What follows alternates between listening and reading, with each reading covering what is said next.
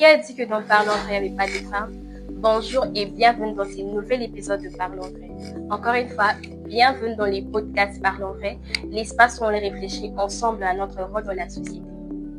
Aujourd'hui, nous allons porter sur un sujet un peu à la fois essentiel et d'actualité, l'engagement des jeunes dans la société.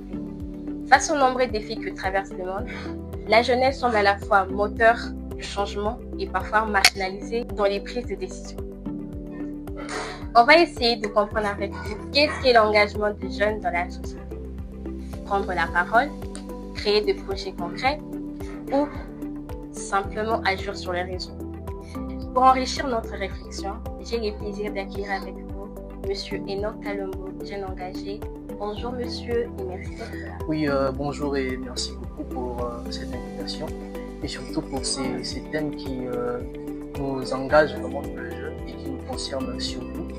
Vous savez, actuellement, les jeunes sont oubliés et marginalisés. C'est vraiment une bonne opportunité pour essayer un peu de toucher ce point-là. Merci.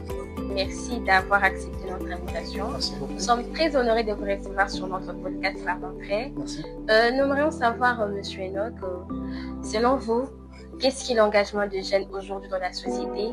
Est-ce que ça a un rapport par rapport aux générations précédentes?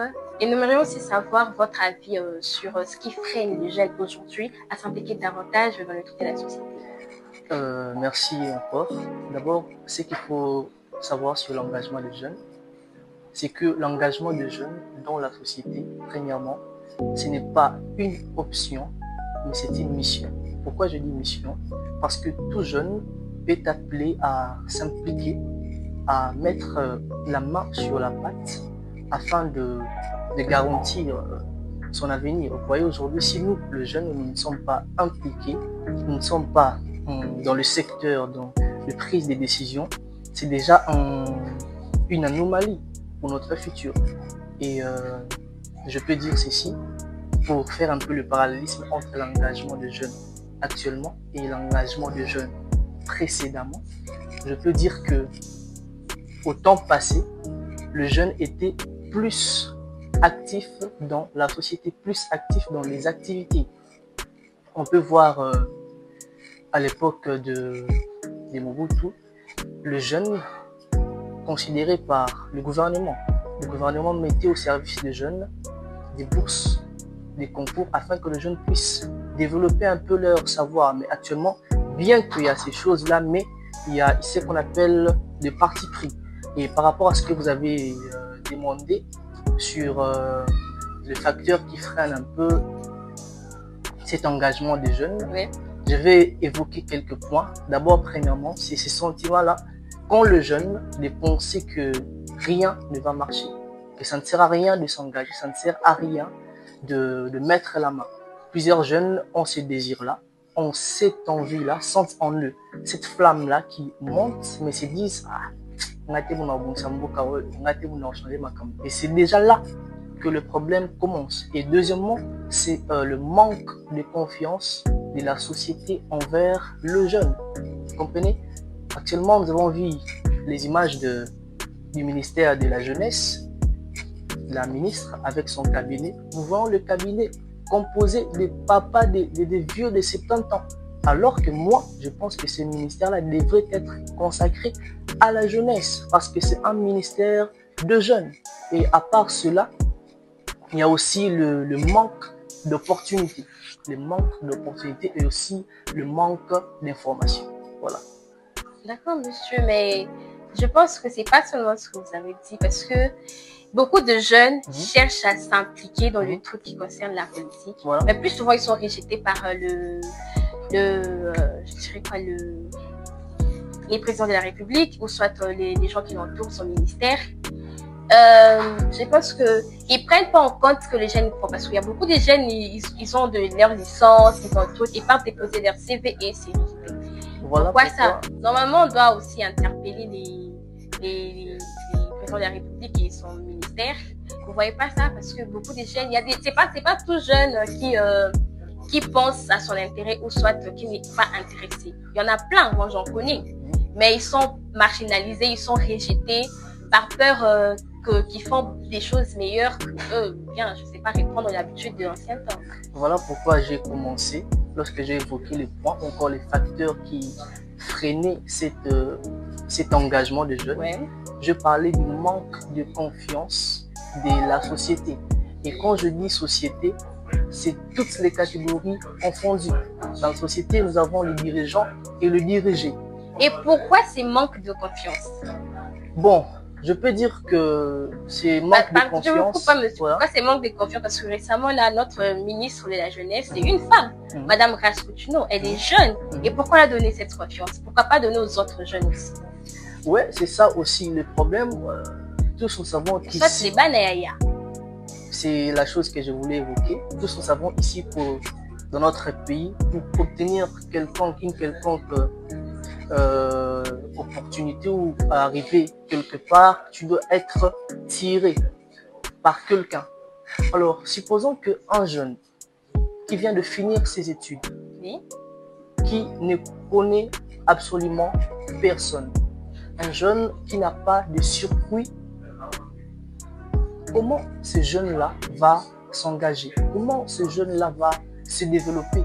Et comment ce jeune-là peut aider aussi la société à se développer? Toutes ces choses-là. C'est vraiment un problème qui est devenu normal. C'est quelque chose que nous avons normalisé au Congo ici, alors que c'est vraiment quelque chose à bannir. Tout le monde doit être considéré au même niveau. Et c'est ainsi que les jeunes vont plus s'impliquer, vont plus s'intégrer dans la société. Parce qu'un jeune qui voit que l'enfant d'eux est tiré et on lui donne des opportunités, peut-être que cet enfant-là n'a pas de capacité que peut-être ce jeune-là a. Ce jeune-là peut-être a plus de capacité que l'enfant d'eux. Mais comme c'est l'enfant d'eux, il y a facilité qu'on le tire. Et c'est vraiment un anti-valeur à bannir et les autorités ainsi que le gouvernement doivent veiller vraiment sur toutes ces choses. Merci monsieur, on est ravis d'entendre votre propos sur ça, sur l'engagement des jeunes dans la société. Et parlons maintenant de l'engagement des jeunes dans des relations amicales, amoureuses. Parce qu'il y a récemment, là, il y a une dame qui vient de rendre l'âme. Elle-même, elle s'est suicidée, elle s'est donné la mort à cause de l'engagement entre lui, elle et son mari. Quel conseil vous allez donner à ces jeunes femmes quand l'engagement ne marche pas, quand l'engagement ne tient plus? Quel conseil vous allez leur donner? Quels sont les trucs à faire? Qu'est-ce que vous allez éviter pour pas que ça arrive jusqu'à ce que tu te donnes la mort? Ce sont des choses qu'on doit aussi bannir, des antivaleurs. Merci beaucoup. En ce qui concerne cette parenthèse que vous avez ouverte, il faut d'abord être conscient de la chose que vous êtes en train de faire. Dans la relation, c'est soit la personne accepte, soit la personne refuse. Alors, lorsqu'il y a refus, qu'est-ce qu'il faut faire? Lorsqu'il y a refus, il y a deux chemins à suivre. Le premier, c'est vous essayez d'arranger, et je pense que la dame avait essayé d'arranger avec son mari. Et le deuxième chemin, c'est faire ou continuer sa route. Et lorsque le monsieur est arrivé jusqu'à un niveau d'épouser une autre femme, cela signifie que ça ne marchait plus. Cela signifie qu'ils avaient essayé d'arranger en couple, mais ça n'a pas marché. Et à ce niveau-là, il n'y a plus moyen de faire un retour. Il n'y a plus moyen de faire marche arrière. Il faut être conscient de certaines choses. C'est vraiment inutile de se donner la mort pour quelqu'un qui va continuer à vivre après toi. C'est vraiment inutile, selon moi. Oui. Mais pour elle, elle était tellement amoureuse que son engagement envers son mari était tellement fort qu'elle s'est donné la mort. Ouais, mais l'amour, comme on dit, l'amour rend aveugle, mais l'amour conscient ne rend jamais aveugle. Okay. L'amour rationnel, voilà. Et dans des relations amicales, qu'est-ce que vous avez donné comme conseil aux filles qui prennent des relations amicales au-delà de relations familiales? Elles sont prêtes à abandonner leur famille pour un copain, un ami, c'est là, arriver jusqu'au niveau de insulter sa maman juste parce qu'elle a l'engagement avec une personne quelconque et qui lui pousse à faire des choses très mal, qui vont à l'encontre de la société? D'abord, moi, j'aime toujours dire que la famille passe avant les amis. Pourquoi je dis ça? Parce que les amis sont des personnes que vous avez choisies. Vous avez accepté d'être ami à. Alors que la famille, c'est Dieu qui vous a imposé. C'est un choix que vous n'avez pas fait. Alors, tout le monde peut t'abandonner, tout le monde peut te laisser, mais ta famille sera toujours là. Moi, j'ai eu un problème. Bon, il y a un moment où j'avais vraiment des problèmes et presque tout le monde n'était pas là. Je me suis retrouvé seul avec ma famille. Et c'est là que je me suis dit non, les amis peuvent partir, mais il y aura toujours un membre de ta famille qui va rester. Donc, il faut peser ces engagements-là, peser vraiment afin de savoir qui je dois garder et qui je dois laisser partir. Ok, merci beaucoup, Monsieur Enoch. Ça a été vraiment un réel plaisir de partager avec vous sur ces jolis thèmes qui est l'engagement des jeunes dans la société, aussi dans des divers plans, et tout.